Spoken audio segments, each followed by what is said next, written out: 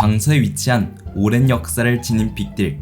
시립과 무력만이 중심이 된 빅딜에 들어가 모든 것을 뒤엎은 소년이 있었으니 오늘 알아볼 약속의 소년 한신우입니다. 강서 중학교로 그랜저가 들어오게 되고 빅딜의 큰형님 한신우가 내립니다.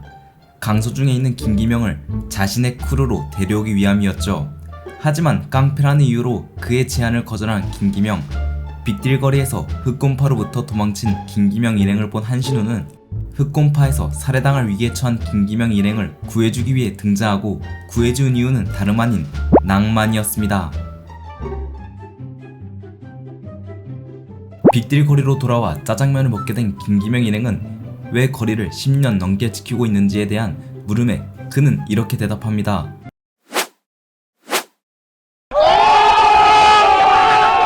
이 대답을 들은 김기명은 실망한 나머지 짜장면을 엎어버립니다.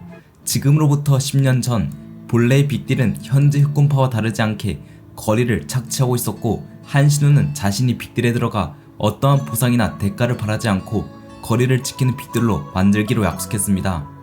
그렇게 한신우는 모든 희생을 무릅쓰고 빅딜에 들어가 이전의 헤드를 꺾고 큰형님의 자리에 오르게 됩니다.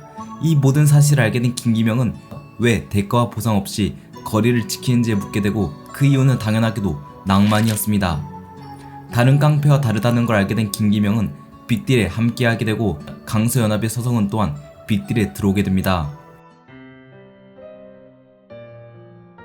강서연합과 김기명 일행에 들어온 한신우의 빅딜은 그야말로 황금기를 맞이하며 승승장구 커지게 되었지만 자갈치로부터 김중구란 남자가 강서의 모든 크루를 폐기하고 있다는 말을 전해 듣습니다. 우연한 만남으로 갈 곳 없는 성효환에게 자신의 지갑을 내주며 돌려보냅니다. 시간은 흘러 종건과 김중구가 빅딜에 들어오게 되고 모든 비극이 시작되었습니다.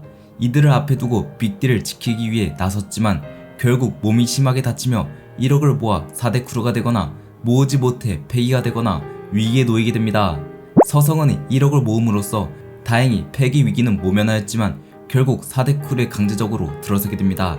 김기명은 4대 크루를 하기 싫다고 떠나자 빅딜은 서성은의 주관 아래 놓이게 되며 다시금 거리의 모든 가게를 착취하는 빅딜로 돌아갑니다.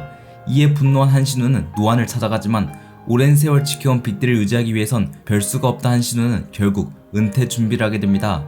우선 김기명을 찾아가 서성은으로부터 거리를 지켜달라는 부탁을 하게 되고 서성은으로부터 빅딜을 지키는 데 성공합니다.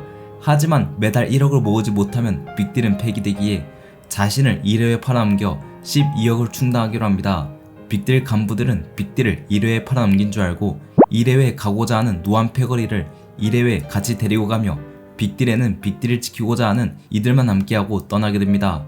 마지막으로 김기명에게 자신의 코트를 넘겨주며 빅딜을 맡기게 됩니다. 그렇게 투기장으로 넘버파이라는 이름을 지니고 가게 됩니다. 김기명은 한신우가 빅딜이 아닌 자신을 팔았다는 것, 이 모든 것을 김기명에게 짊어진 것을 알게 되고 한신우를 구해내기 위해서 맞서게 됩니다. 그는 1회회 제2계열사에서 오랫동안 싸우며 항상 벽에다가 자신의 동생들의 이름을 기록했습니다. 언젠가는 자신을 꺼내줄 거라는 걸 믿는 마음으로 말이죠. 계속 싸워 이기다 보니 어느새 투신으로 불리게 되었고 소마 미츠키의 눈에 뜨게 됩니다.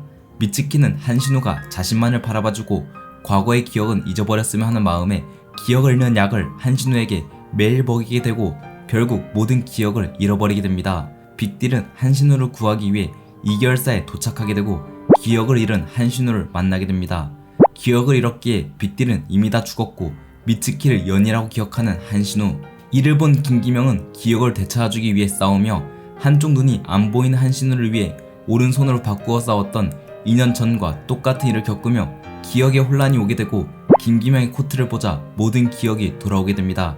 그렇게 미안하다고 외치며 한신우는 다시금 제자리로 돌아올 수 있었습니다. 그렇게 평화가 찾아오고 이제는 빅딜을 김영에게 맡길 수 있을 정도로 김기명은 성장했었고 연희와 함께 빅딜을 떠나게 됩니다.